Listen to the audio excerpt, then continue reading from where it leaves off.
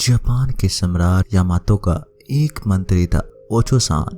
उसका पूरा परिवार आपसी स्नेह और सौहार्द के लिए प्रसिद्ध था। उसके परिवार में लगभग 1000 सदस्य थे, पर उनके बीच एकता का अटूट संबंध स्थापित था। सभी सदस्य साथ रहते और साथ ही खाना खाते। उनमें कभी भी झगड़े की बात नहीं सुनी गई थी। ओचो-सान के परिवार की आपसी प्रेम की कहानी सम्राट यामातो के कानों तक भी पहुंची। उन्हें यकीन नहीं हुआ। उन्होंने सोचा, इतना बड़ा परिवार है, कभी तो लड़ाई झगड़े हुई होगी। इस बात की जांच के लिए एक दिन वे स्वयं उस मंत्री के घर पहुंचे। स्वागत सत्कार और शिष्टाचार की साधारण रस्में समाप्त हो जाने पर उन्होंने पूछा, महाशय, मैंने आपके परिवार की एकता और सौहार्द की कई कहानियां सुनी है। क्या आप मुझे बताएंगे कि 1000 से भी अधिक व्यक्तियों वाले आपके परिवार में यह स्नेह संबंध कैसे बना हुआ है? ओचो-सान वृद्धावस्था के कारण अधिक देर तक बातें नहीं कर सकता था, तो उसने अपने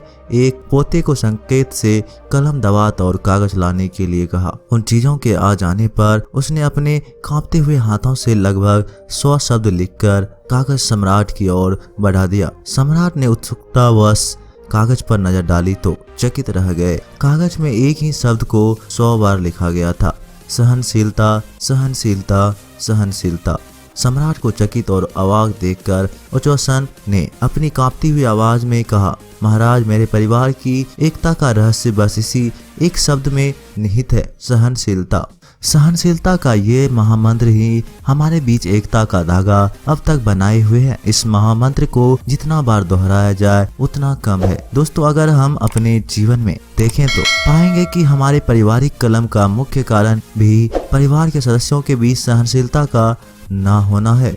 हम अक्सर छोटी छोटी बातों पर उत्तेजित हो जाते हैं और अपना आपा खो देते हैं। किसी ने कुछ कहा नहीं है कि हम तुरंत ही पलटकर उसे जवाब दे देते हैं। हम अपनी बुराइयों का एक शब्द भी सुनने के लिए तैयार नहीं हैं। हम पलटकर जवाब देने से पहले एक पल के लिए भी रुककर यह भी नहीं सोचते कि आखिर सामने वाले ने ऐसा कहा क्यों है। क्या उसकी कोई मजबूरी थी या वो किसी परेशानी में है? जब हम परिस्थिति और सामने वाले के नजरिए को समझे बिना ही उससे तू मैं शुरू कर देते हैं, तभी परिवार में आपसी मनमुटाव की शुरुआत होती है। इस कहानी में मंत्री ओचो-सान जिस सहनशीलता शब्द का प्रयोग कर रहे हैं, उसका मतलब है उस समय शांत रहना जब सामने वाला उत्तेजित हो। जब परिवार का एक सदस्य गुस्से में हो लेकिन दूसरा सदस्य शांत रहे या फिर कुछ समय के लिए उस जगह से चला जाए, तो लड़ाई कभी भी आगे नहीं बढ़ सकती। सहनशीलता का शाब्दिक अर्थ है शरीर और मन की अनुकूलता और प्रतिकूलता को सहन करना,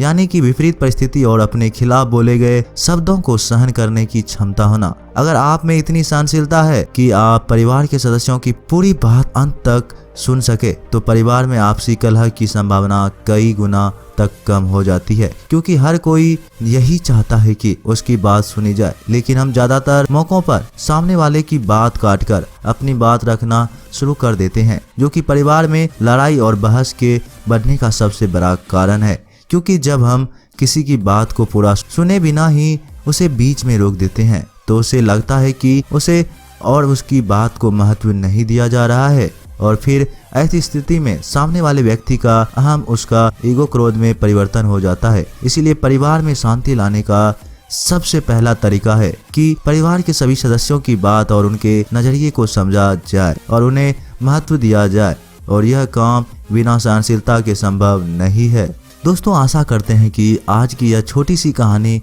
आपको जरूर पसंद आई होगी और आप ये भी समझ गए होंगे कि सहनशीलता एक शब्द नहीं है, बल्कि परिवार को आपस में जोड़ने का केंद्र है। मिलते हैं एक नई वीडियो के साथ, तब तक के लिए अपने ख्याल रखिएगा। धन्यवाद।